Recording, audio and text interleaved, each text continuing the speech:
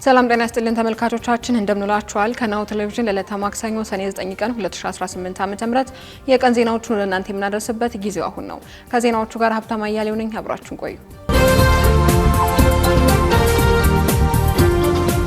ወደ ቀዳሚ ዜናችን እንለፍ። ጠቅላይ ሚኒስትር ዶክተር አብይ አህመድ የ2018 ዓ.ም የአረንጓዴ አሻራ መርሃ ግብርን በዛሬው ዕለት አስጀመሩ። ጠቅላይ ሚኒስትር ዶክተር አብይ አህመድ የዘንድሮውን የአረንጓዴ አሻራ መርሃ ግብር ተስፋን እንትከል በሚል መሪ ሀሳብ በቢሸፍቱ ሆራ አርሰዲ ሐይቅ ዳርቻ አስጀምረዋል።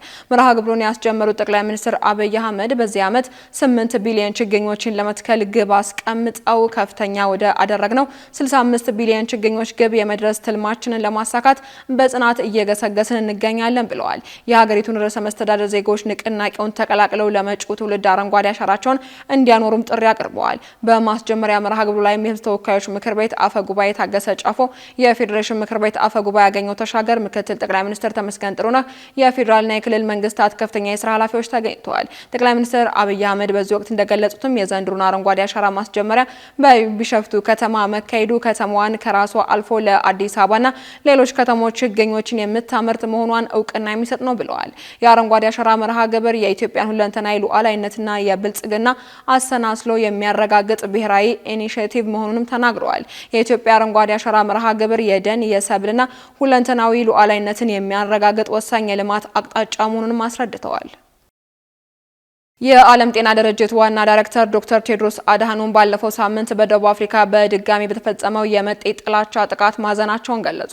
በጥቃቱም 5 ኢትዮጵያውያንና 5 ሞዛምቢካውያን እንደተገደሉ የጠቀሱት ዶክተር ቴድሮስ በሺዎች የሚቆጠሩ አፍሪካውያን በሕይወታቸውን ለማትረፍ እየሸሹ መሆኑን በማህበራዊ ትስስር ገጻቸው ላይ ጠቅሰዋል። አለመግባባቶችና ቅሬታዎች በአገሪቱ የፍትህ ስርዓት መሰረት እንጂ በደቡብ ፍርድ መፍትሄ ሊያገኙ እንደማይገባ ዶክተር ቴድሮስ የገለጹ ሲሆን ደቡብ አፍሪካ ወደ ጥላቻ መግባቷ አገሪቱ ለነጻ ያደረገችውን ትግል መክዳት ነው በማለትም ተችተዋል።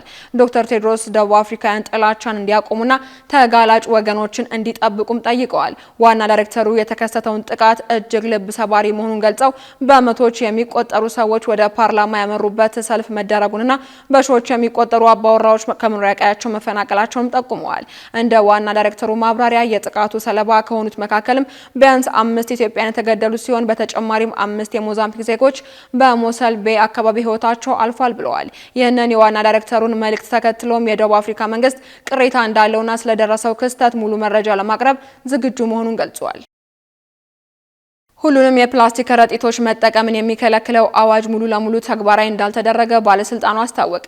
የአካባቢ ጥበቃ ባለስልጣን ያለምንም ልዩነት ሁሉንም የፕላስቲክ ከረጢቶች ጥቅም ላይ እንዳይውሉ ሙሉ በሙሉ እገዳ ቢጥልም አዋጁን በትክክል ካለመረዳት በተፈለገው ደረጃ ተግባራዊ ያለመደረጉን ገልጿል።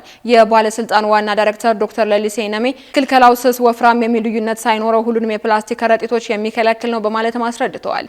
የፕላስቲክ ከረጢቶች ከአካባቢ ብክለትና ከጤና አንጻር ከፍተኛ ጉዳት እንደሚያስከትሉ በመግለጽም ህዝቡ አማራጭ ሆኑ የወረቀት የካርቶንና የጨርቅ ውጤት የሆኑ መያዣዎችን እንዲጠቀም አሳስበዋል።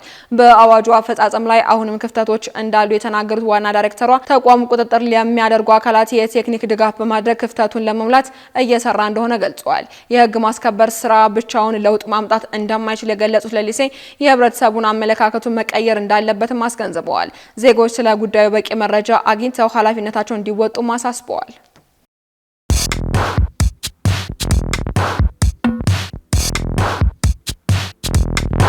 የማድረስ አገልግሎት የወደፊት እጣ ፈንታ እዚህ ደርሷል። በትሩዝ የታገዘም ትሩዝ ዴሊቨሪን እናስተዋውቆ። የኛ 100% የኤሌክትሪክ ሞተሮች ለአካባቢ ተስማሚ ብቻ አይደሉም፣ ፈጣን፣ ጸጥተኛና አስተማማኝም ናቸው። ያለምንም ጫጫታ፣ ያለምንም ጭስ የእርስዎ ጥቅል በሰዓቱ ይደርሳል። በቀጥታ ክትትል ላይፍ ትራኪንግ ሁሉንም ነገር ይቆጣጠሩ። ጥቅሎ እስከ ደጃፎ ድረስ ያለውን እንቅስቃሴ በቀጥታ ይመልከቱ። ደህንነት ቅድሚያ የምንሰጠው ጉዳይ ነው። በእኛ የተቀባይ ማረጋገጫ ሪሲቨር ኮንፈርሜሽን ዘዴ ጥቅሎ በትክክለኛው እጅ መግባቱ እናረጋግጣለን። እርስዎ ያረጋግጣሉ፣ እኛም እናስረክባለን። እገዛ ይፈልጋሉ? ቡድናችን ሁልጊዜ በ8194 ዝግጁ ነው። ትሩዝ ዴሊቨሪ ለአካባቢ ተስማሚ፣ ደህንነቱ የተጠበቀና የቀጥታ ክትትል ያለው። ዛሬውኑ በ8194 ይደውሉ። ወደ ውጭ ዜናዎች እናልፋለን።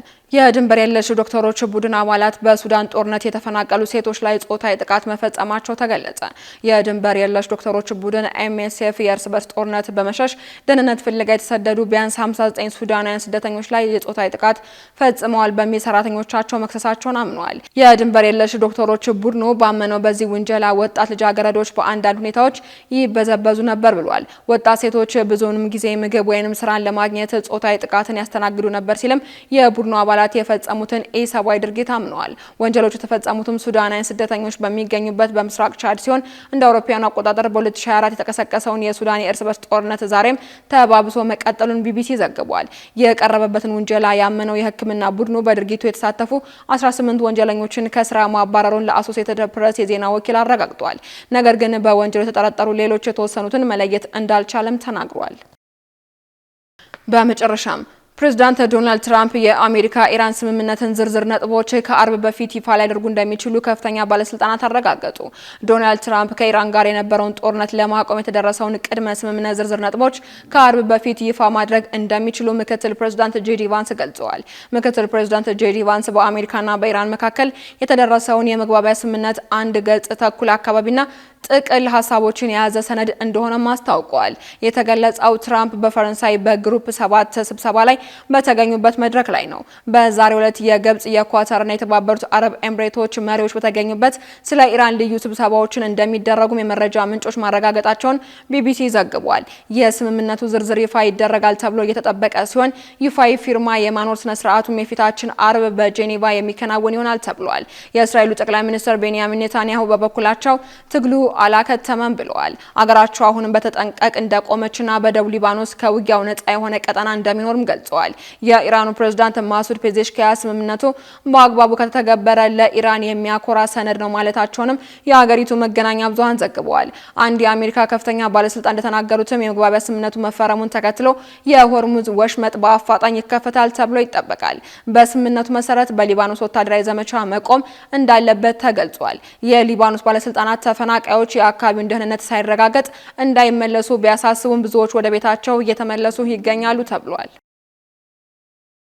ካሽጎ በየትኛውም ዓለም ሆነው በማንኛውም ሰዓት ለወገኑ የሚደርሱበት ፈጣን የገንዘብ መላኪያ ተከፈተሎ። ማስተርና ቪዛ ካርዶን በመጠቀም ከ5 እስከ 20 ዶላር የሚልኩበት አዲስ የገንዘብ መላኪያ መንገድ። ካሽጎን ለየት የሚያደርገው የትኛውም የገንዘብ ዝውውር በፍጥነት አገልግሎት ከመስጠቱም ባሻገር ለማንኛውም አገልግሎት ምንም አይነት ክፍያ አለመጠየቁ ነው።